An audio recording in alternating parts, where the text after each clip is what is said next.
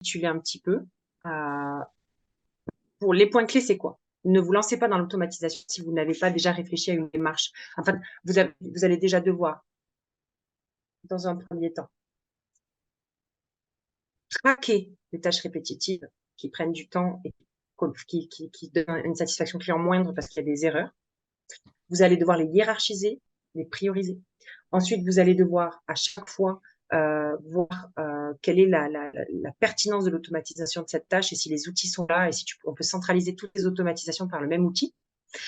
Et également créer des process et un suivi au niveau de la client, au niveau oui, d'avoir un retour client de l'automatisation mise en place, mais avoir aussi un retour au niveau des équipes quand on en a. D'accord?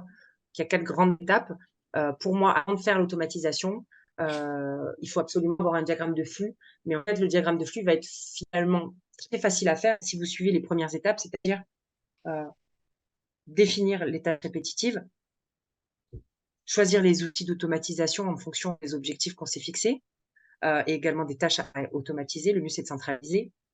Et puis, avec ça, vous êtes capable de faire un diagramme de flux, donc de détailler les tâches et ensuite de pouvoir faire les automatisations. Mais une fois que l'automatisation est faite, il faut absolument pouvoir avoir un retour au niveau des clients, ne pas hésiter à voir si vous avez des mails parce qu'il y a un truc qui n'a pas marché ou même au niveau des équipes pour voir un petit peu ce qu'on peut améliorer parce qu'il y a une amélioration continue qui sera de toute façon nécessaire. Donc moi, je vous engage, je vous mets au défi avec le petit workbook que vous allez recevoir de faire au moins une automatisation ce mois-ci au mois de novembre, d'accord? Et que vous me disiez comment est-ce que vous avez appréhendé ça, comment vous avez vécu ça et si finalement c'était plutôt fluide.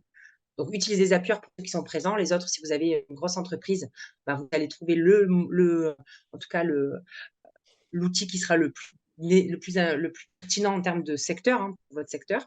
Et puis, ensuite, je vais vous donner donc comme ressources supplémentaires des vidéos avec des tutos beaucoup plus complets. Là, c'est l'exécution. Je vais vous donner également le workbook pour que vous puissiez trouver quelle automatisation vous allez mettre en premier. Donc, le workbook s'appelle J'automatise ma première tâche répétitive.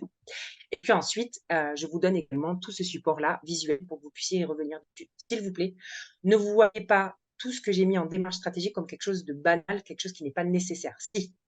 Si vous vous lancez dans une automatisation sans faire ce travail en amont de stratégie, c'est pas possible. En fait, votre automatisation ne servira à rien. Clairement, je vous le dis.